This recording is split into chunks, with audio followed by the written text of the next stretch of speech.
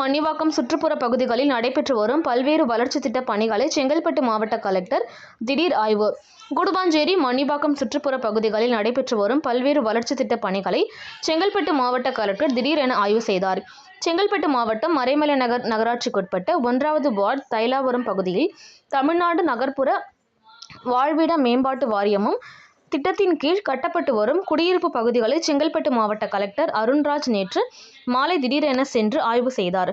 அதனைத் தொடர்ந்து காட்டாங்குளத்தூர் ஒன்றியத்திற்குட்பட்ட வண்டலூர் அடுத்த மன்னிவாக்கம் ஊராட்சியில் உள்ள KK நகர் ஸ்டாலின் தெருவில் ஊரக வளர்ச்சித்துறை மூலம் கலைஞரின் கனவு இல்லம் திட்டத்தின் கீழ் தலா 3.50 லட்சம் மதிப்பீட்டில் 21 வீடுகள் ஒதுக்கப்பட்டுள்ளன.